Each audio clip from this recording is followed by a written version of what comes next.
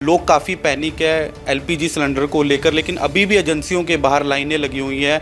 हालांकि लोग ये भी बोल रहे हैं कि ब्लैक मार्केटिंग बहुत बढ़ गई है। सर, एजेंसियों को क्या आदेश है? डोमेस्टिक यूज़र्स के लिए एलपीजी कहीं भी कोई शॉर्टेज नहीं है और सफिशिएंट मात्रा में सप्लाई अवेलेबल है। मैं लोगों से यही रिक्वेस्ट करूंगा कि वो बिल्कुल भी पैनिक ना करें।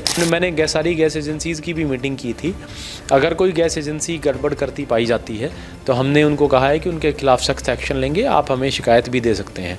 लेकिन हमने सारी जो कमर्शियल एजेंसीज़ हैं उनको ये कहा है, चाहे वो होटल्स हैं, मॉल्स हैं, रेस्टोरेंट हैं, कि वो पीएनजी कनेक्शन अपना ले लें, क्योंकि हमारे शहर में लगभग 30% सेक्टर्स में और विशेष करके जहाँ पे कमर्शियल एस्टेब्लिशमेंट है वहाँ तो हर जगह पीएनजी की पाइपलाइन बिछी हुई है।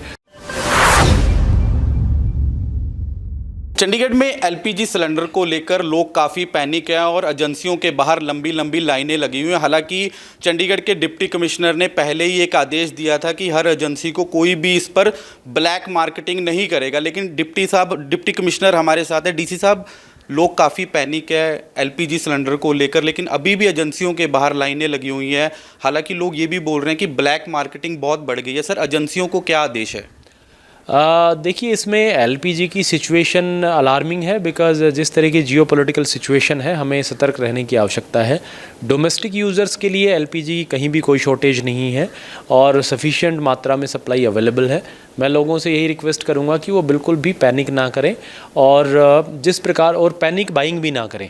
ऐसा ना हो कि अननेसेसरी रिज़र्व रखने के लिए वो जल्दी जल्दी बुकिंग कराएं। सफिशिएंट मात्रा में डोमेस्टिक यूज़र्स के लिए हमारे पास एलपीजी जो एजेंसीज़ हैं, गैस एजेंसीज़, उनके पास है।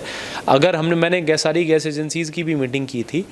अगर कोई गैस एजेंसी गड़बड़ करती पाई जाती है तो हमने उनको कहा है कि उनके खिलाफ सख्त एक्शन लेंगे। आप हमें शिकायत भी दे सकते हैं। जहाँ तक कमर्शियल यूज़र्स की बात है तो जैसे गवर्नमेंट ऑफ इंडिया के आदेश थे, शुरू में उनकी सप्लाई बंद कर दी गई थी कुछ समय के लिए और अब सेक्टर वाइज बेसिस पे 20% जो है सप्लाई वो बहाल की गई है।